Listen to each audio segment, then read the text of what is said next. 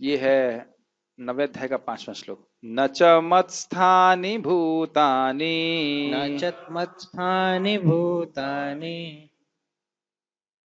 पश्य मे योगमैश्वरम्। पश्य मे योगमैश्वरम्। भूतभृन्न च भूतस्थो भूतभृन्न च भूतस्थो ममात्मा भूतभावनः। ममात्मा भूतभावनः। न च मत्स्थानि भूतानि न च मत्स्थानि भूतानि पश्य मे योगमैश्वरम्। पश्य मे योगमैश्वरम्। भूतभृन्न च भूतस्थो भूतभृन्न च भूतस्थो ममात्मा भूतभावनः। ममात्मा भूतभावनः। अभी कह रहे हैं कि सभी जीव मुझ में है। अब क्या कह रहे हैं? न च मत्स्थानि भूतानि, और सभी जीव मुझ में नहीं है। ये क्या मतलब है? अभी तो बोला ये मैं कहूँ भाई, ये मैं कहूँ ये माला यहाँ पे है, तब क्या बोलेंगे? हाँ है। बोलो नहीं, ये माला यहाँ पे नहीं है। ये कैसे हो गया? हाँ, प्रभु जी कह रहे हैं बॉस इज ऑलवेज राइट, तो कृष्णा इज आवर बॉस, तो कहें तो बिल्कुल सही है, लेकिन है ना। अभी पिछले श्लोक में बोल रहे हैं कि सारे जीव मुझ में हैं, अब बोल रहे हैं ना ना सब जीव मुझ में नहीं है। उसका क्या अर्थ है?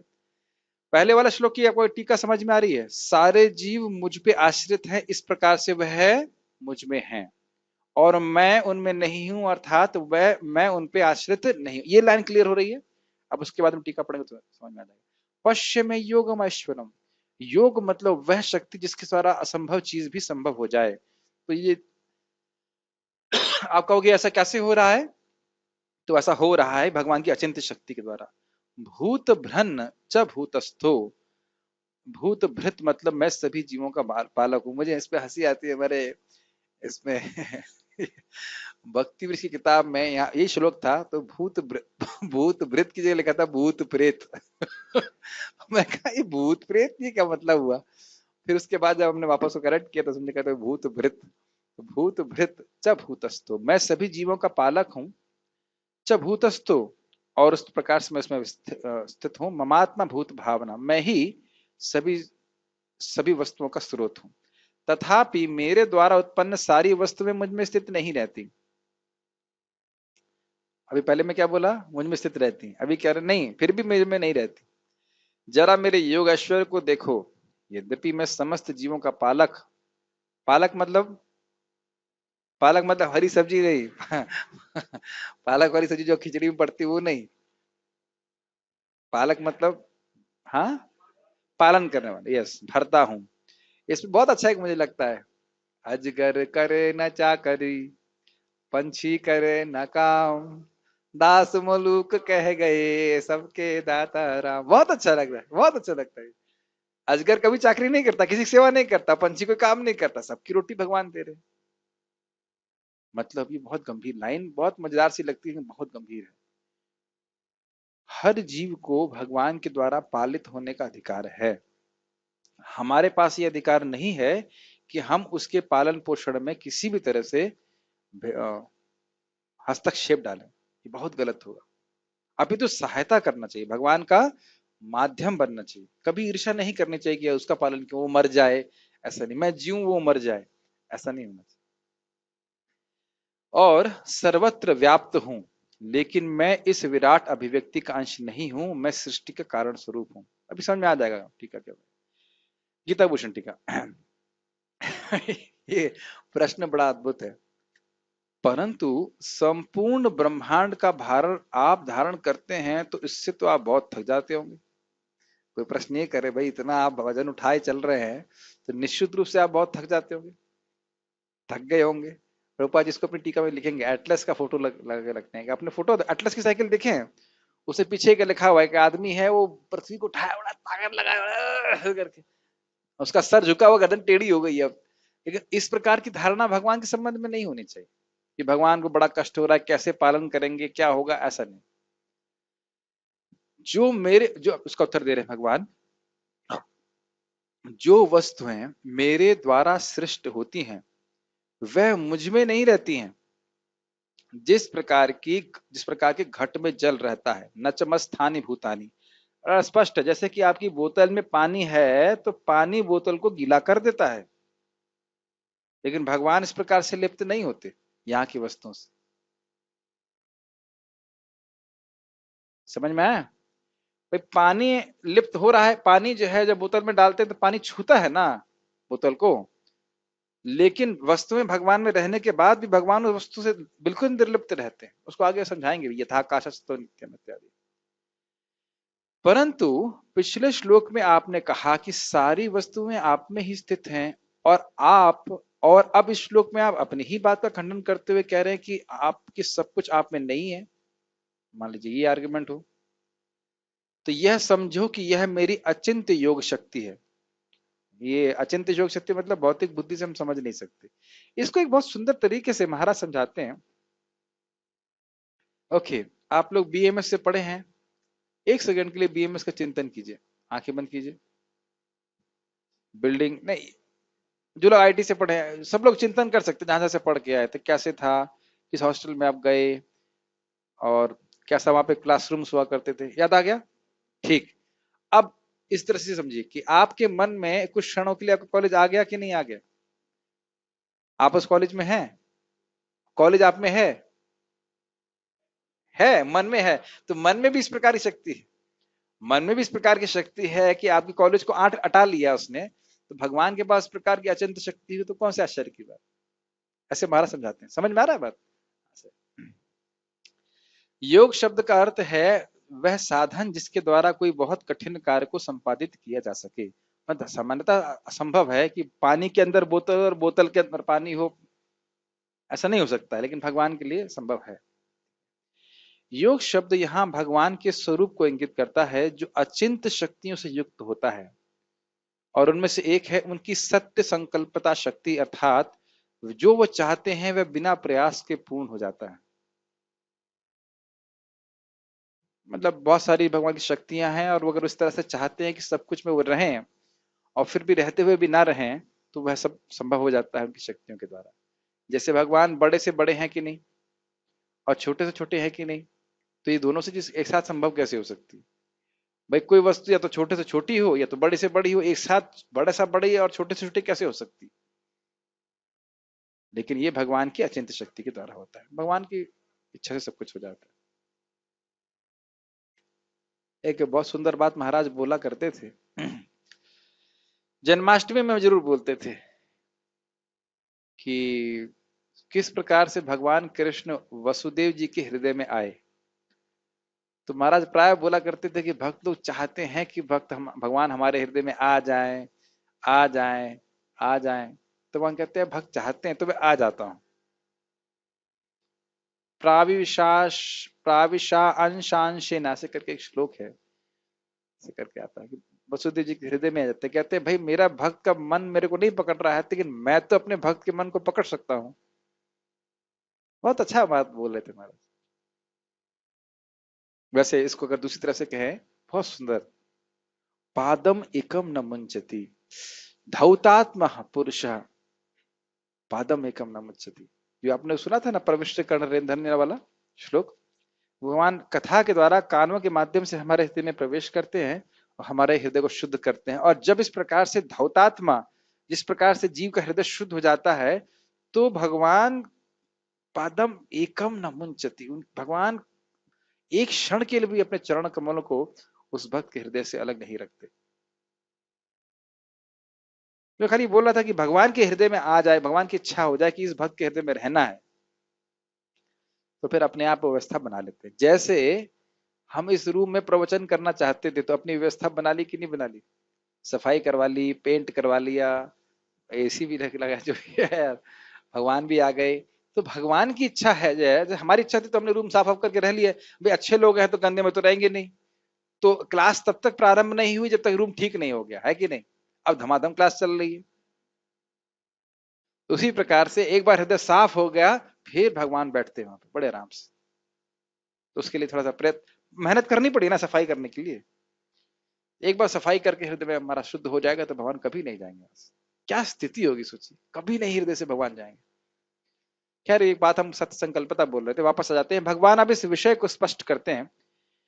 मैं सभी जीवों का पालन और रक्षण करता हूं, परंतु मेरा उनसे कोई संपर्क नहीं है, क्योंकि अपने मन के द्वारा ही मैं उन सभी का पालन कर लेता हूं। अब समझ में आए सत्य संकल्पता शक्ति को क्यों बोल रहे हैं? सभी जीव भगवान पे आश्रित हैं, ठीक। तो अब इसका मतलब ये नहीं कि भगवान जो है वो अब कहीं वॉलमार्ट में जाएं या और कोई व्यवस्था करें, कैसे जीवों का पालन करूंगा, इच्छा मात्र से वो जीवों का पालन कर लेते हैं। उनको डायरेक्ट उसमें पार्टिसिपेट मतलब हस्तक्षेप करने की जरूरत नहीं, इच्छा मात्र से हो जा रहा है। ठीक है, मेक सेंस? अब ये कैसे हो रहा है इच्छा मात्र से? भाई जैसे हमारी इच्छा थी कि आज हम सुबह पोहा खाएंगे, मुझे हंसी आई।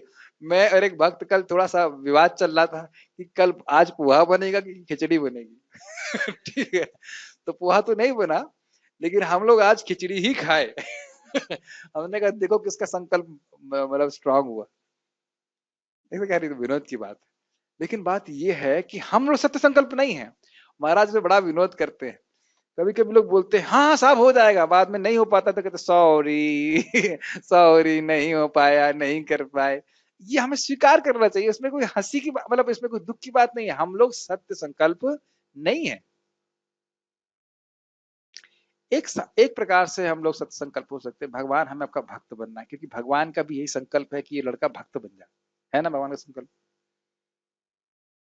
जैसे ही कोई भक्ति में आता है तो भगवान का संकल्प हो जाता है इसको मुझे निर्गुण बनाना है। बनाना है मतलब तुरंत नहीं बनाते हैं, थोड़ा संघर्ष कराते हैं, लेकिन बना के रखेंगे आप। ये बात हमेशा ध्यान रखिएगा। जिस दिन से आपने भक्ति शुरू की थी उसी दिन से भगवान की नजर में आ गए कि इस व्यक्ति की मुझे रक्षा करनी है। मैं अपने को आपको भावुकता में तो नहीं बोल रहा हूं ना।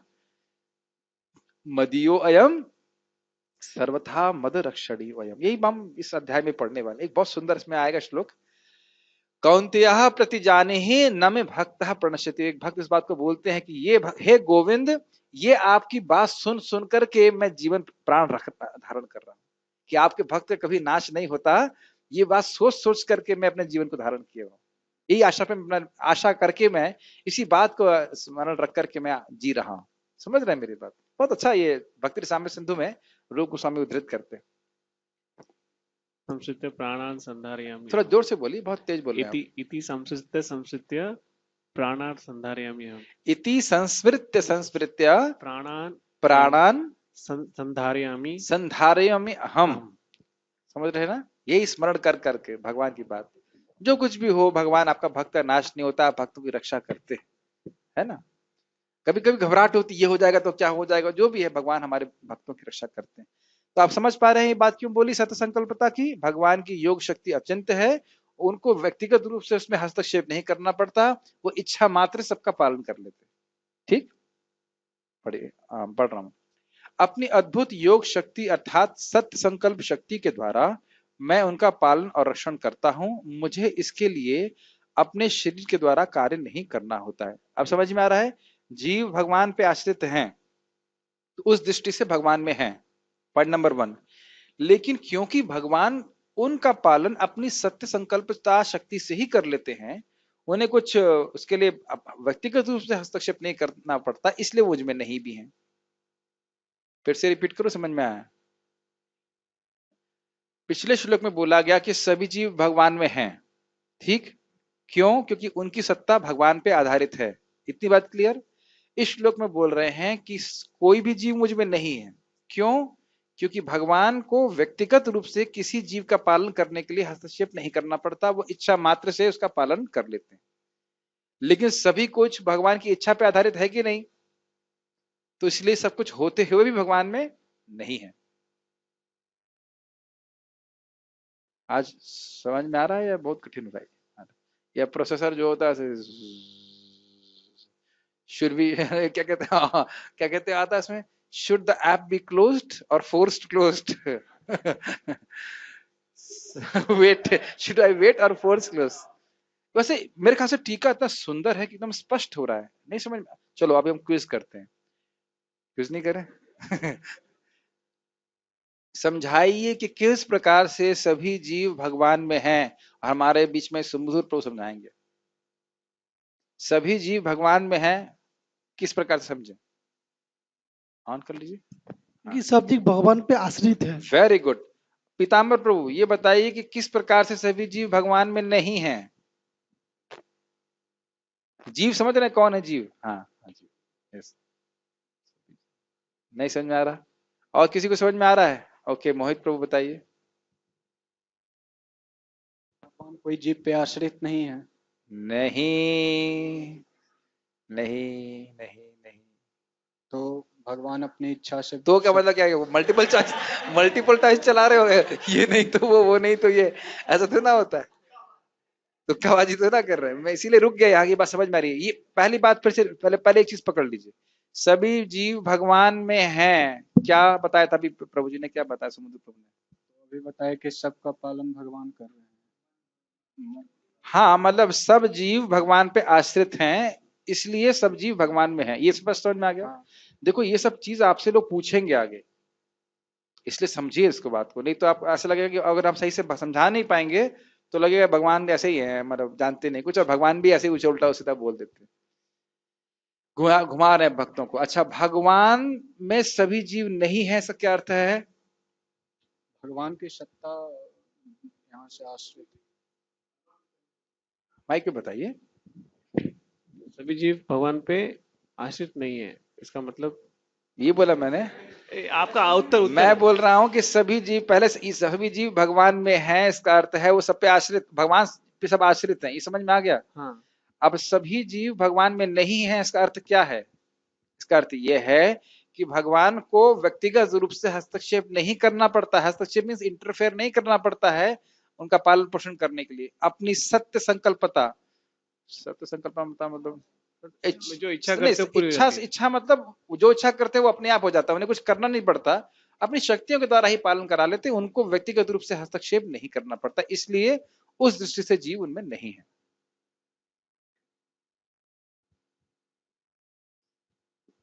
ठीक, नहीं समझ में आ रहा तो कोई बात नहीं, कल का आइटम क्या बन रहा है वो डिस्कस कर लेते हैं।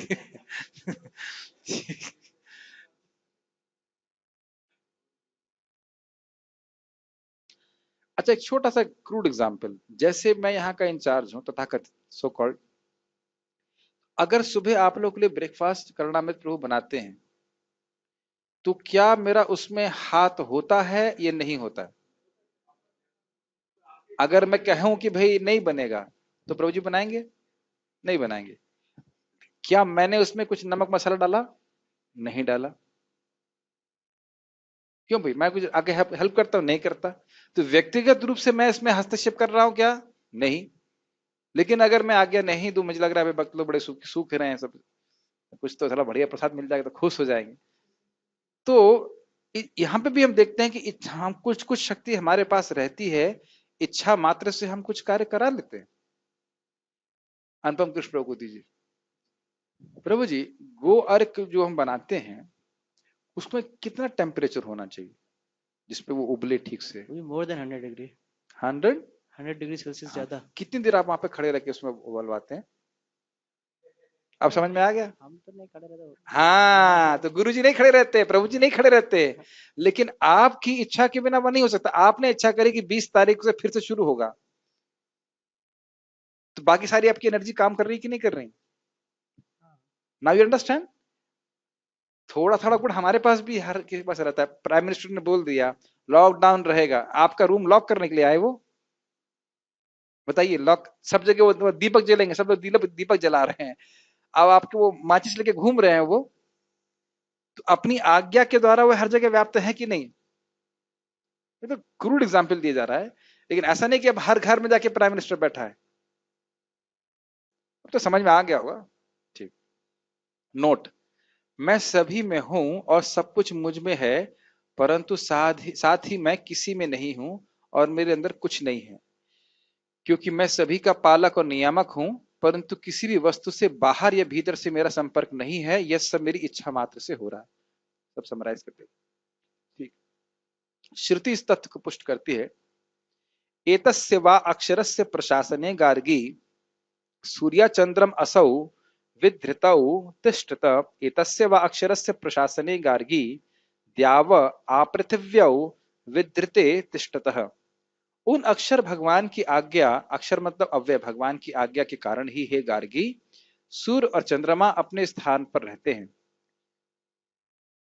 आप जानते हो कि एकदम स्थान पे रहते हैं, जरा सा स्थान से हिल जाते हैं, अगर हिल गए तो हम लोग हिल जाएंगे, है कि नहीं? हल्का सा भी हो जाता है, चंद्रमा हिल जाए या सूर्य हिल जाए, कुछ भी हल्का सा हिल जाए तो हम लोग फिर मर जाएंगे, जानते हैं इस बात को। पृथ्वी भी हल्की से ऐसे हिल गई एक्सेस से तो हम मर जाएंगे।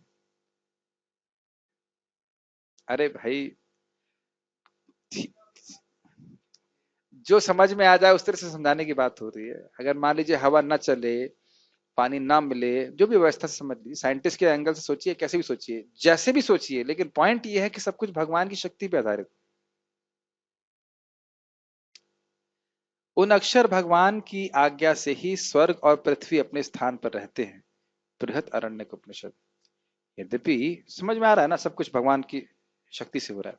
यद्यपि भगवान के मन और शरीर में कोई भेद नहीं है, फिर भी व्यवहारिक दृष्टि से ऐसा किया जाता है, तो और यह विशेष की शक्ति से होता है। देखिए, ये विशेष कंसेप्ट में थोड़ा थोड़ा समझ पाया हूं, जैसे मतलब मेरी इच्छा से होता है, तो यहां पे हम अपनी इच्छा और अपने में भेद देखते हैं, ये भेद है, मेरी इच्छा और मुझ में भेद है, लेकिन भगवान की इच्छा और भगवान में भेद नहीं है। फिर भी व्यवहारिक रूप से बोलने के लिए ऐसा ऐसा ऐसा प्रतीत होता है कि भगवान की इच्छा कुछ अलग है और भगवान कुछ अलग है, भगवान का गुण कुछ अलग है और भगवान कुछ अलग है। ऐसा ऐसा व्यवहार में इस्तेमाल किया जाता है बोल समझाने के लिए। जैसे भगवान बोले था इदम शरीर मम दुर्विभाव्यम, 5वें स्कंद में बोलते हैं ना, मेरा शरीर दुर्विभाव्य है, तो आपको लगेगा अरे दुर्विभाव्य मतलब भगवान कोई और है, शरीर कोई और है, लेकिन वो एक बोलने का तरीका है, क्योंकि हम लोग द्वैतता में स्थित हैं तो इस प्रकार से बोला जाता है। अन्यथा भगवान का नाम रूप गुण लीला इच्छा जो कुछ भी है वह भगवान ही है, ये आप जानते हो।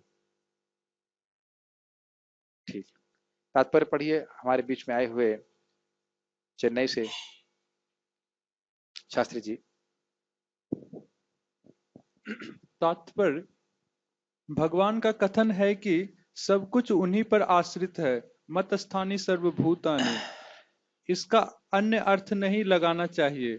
भगवान जगत के पालन तथा निर्वाह के लिए प्रत्यक्ष रूप से उत्तरदायी नहीं है। स्पष्ट है, अपनी इच्छा मात्र से कर देना है। यस, हाँ। कभी कभी हम एटलस, एक रोमन देवता को अपने कंधे पर गोला उठाए देखते हैं।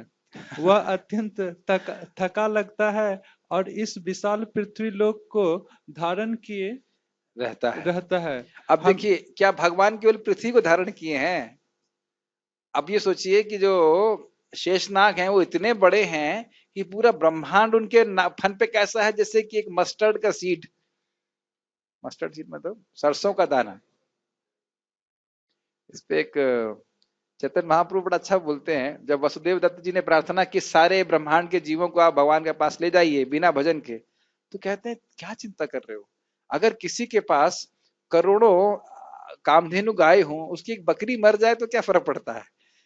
माया को अजा कहते हैं, अजा का मतलब बकरी भी होता था, कहते हैं कि बकरी मर जाए तो क्या है, पूरा पूरा ब्रह्मांड भी नष्ट हो जाए तो भी भगवान को मतलब नहीं है। एक बहुत बड़ी शिक्षा, भक्त बहुत महत्वपूर्ण है, वस्तु में महत्वपूर्ण नहीं। बहुत बड़ी बात। और ये भक्त समाज में भी न समझने के कारण वस्तुओं को बहुत महत्व देते हैं और भक्तों को कम। इसमें आप लॉकडाउन में आपको अकेले लॉक कर दिया होता अटैच बाथरूम के संग, कैसा लगता? खाना देते, पागल हो जाते हम लोग। We can only have relationship with devotees. ये बात आपको बहुत सिंपल लग रही होगी कि बात बहुत महत्वपूर्ण है। भगवान के लिए भौतिक जगत बिल्कुल महत्वपूर्ण नहीं है, भक्त बहुत महत्वपूर्ण। और ये भी यही जो भगवान बोल रहे हैं ना कि मैं केवल कुछ नहीं करता कुछ नहीं करता, यही भगवान बोलेंगे कि मेरे भक्तों का जो योगक्षेम है वो मैं स्वयं वहन करता हूं।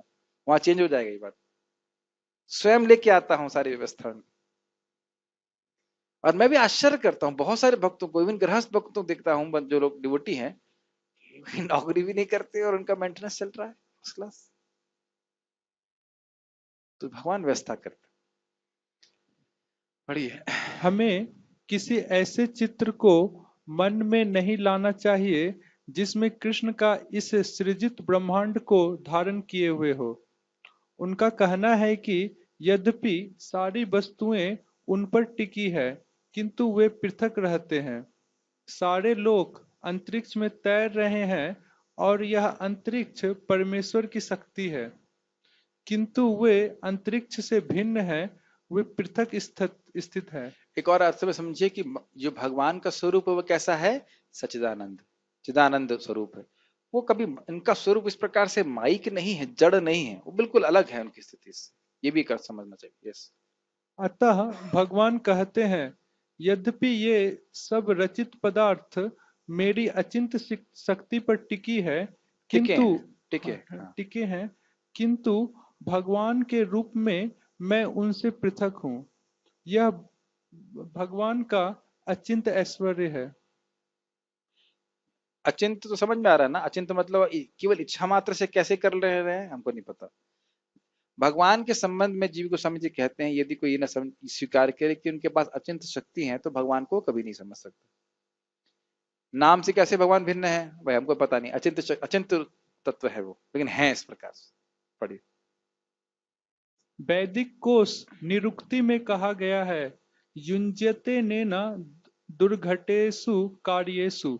परमेश्वर अपनी शक्ति का प्रदर्शन करते हुए अचिंत आश्चर्यजनक लीलाएं कर रहे हैं। अरे ये बताइए, हमको मालूम समझ में आता है कि ये फोन से इंटरनेट कैसे काम करता है?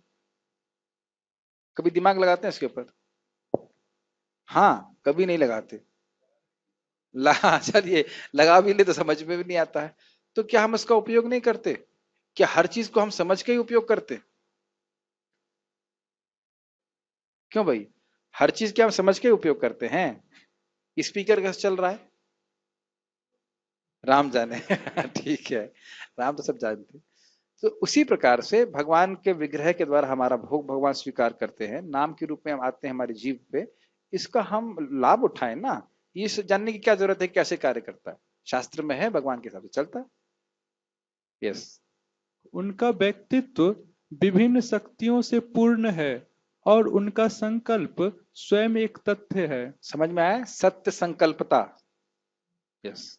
इस पे हमारे गुरुजन प्रभु का बड़ा अच्छा स्टाइल है। वो तो कहेगा, प्रभु जी कल आप क्लास देंगे? हाँ, अगर कृष्ण चाहेंगे तो। कृष्ण विलिंग, कृष्ण चाहेंगे तो मैं कल क्लास दूंगा। बड़ा अच्छा स्टाइल है कहने का। स्टाइल मतलब एक मनोवृत्ति बहुत सुंदर है। नहीं तो हाँ हो जाएगा, हो जाएगा, हाँ आ जाएंगे, हाँ इतने बजे पहुंच जाएंगे, ऐसा हो जाएगा, वैसा हो जाएगा।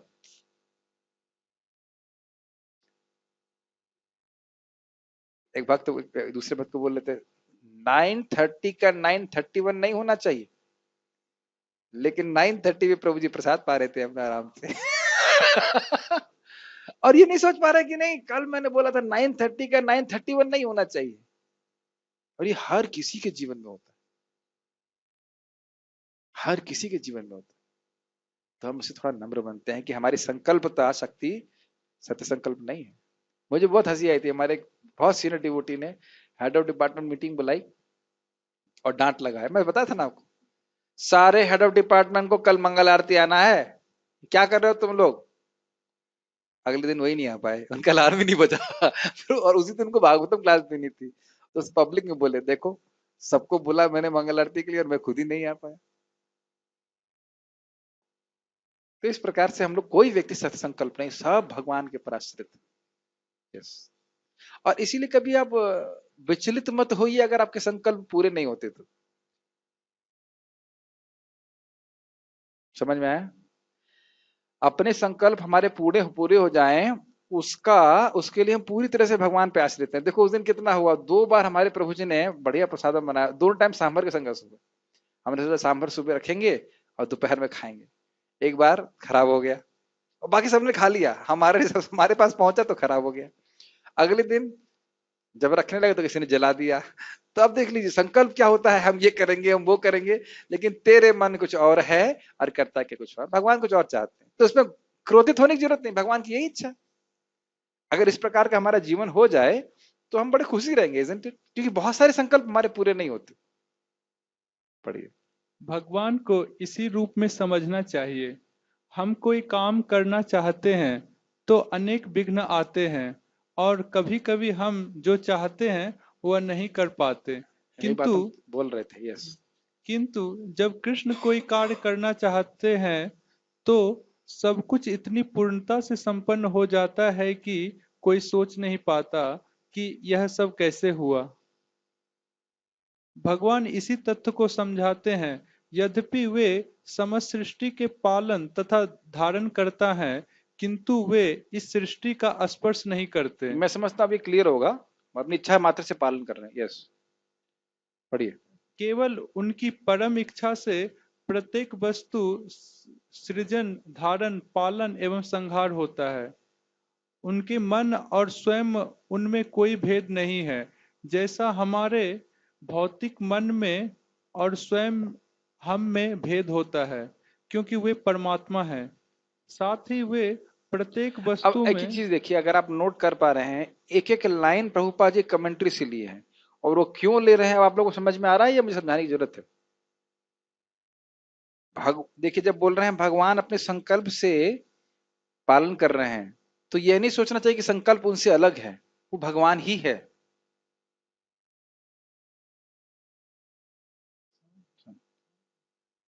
ठीक।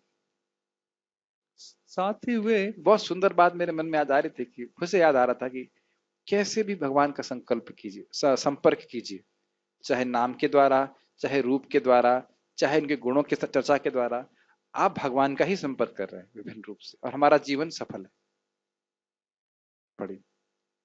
साथ ही वे प्रत्येक वस्तु में उपस्थित हैं, किंतु समान व्यक्ति यह नहीं समझ पाता कि वे साकार रूप में किस तरह उपस्थित हाँ, है। एक बहुत सुंदर उदाहरण महाराज जी से सुना कि आप देख सकते हो, जैसे अभी हमारे प्राइम मिनिस्टर ट्वीट बोलते हैं, ट्वीट करते हैं क्या, कुछ भी कुछ ट्वीट में वीडियो भेजते हैं, क्या होता है, कुछ मैसेज होता है। नहीं, वो महाराज एग्जाम्पल दे रहे थे कि टीवी में कुछ बोल रहे हैं, तो बोल रहे हैं अपने घर पे, लेकिन उसका प्रसारण हो रहा है और उसका चित्र जो है वो जगह जगह चित्र, मतलब टीवी के पटल पे दिखता है।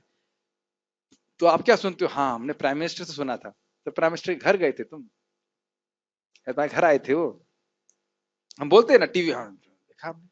तो आप ये नहीं कह सकते कि वहां प्राइम मिनिस्टर नहीं है, लेकिन ये भी नहीं कह सकते कि वो है। दोनों ही बातें हैं कि नहीं? यस।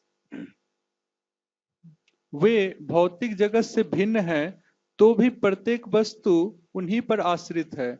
यहाँ पर इसे ही योगम ऐश्वरम अर्थात भगवान की योग शक्ति कहा गया है। तो यानी कि आप देख सकते हो कि देवी देवताओं में शक्ति नहीं है, केवल भगवान में ही शक्ति है इस प्रकार की। तो हम फिर क्यों देवी देवताओं की पूजा करें? यही स्पष्ट हो रहा है कि ऐसे महान भगवान की पूजा हमें करनी चाहिए, उनकी भक्ति करनी चाहिए। क्या किसी का कोई प्रश्न है? नहीं? वेरी गुड, ये मेरा योग ऐश्वर्य है। हरे कृष्ण। क्वेश्चन है आपका? अच्छा, हाँ, आज पढ़ाई करके आएंगे तब आपको पछाड़ेंगे हम। ठीक, हरे, ठीक ठीक। हरे कृष्णा। श्रील प्रभुपाद की जय, भगवत गीता की जय।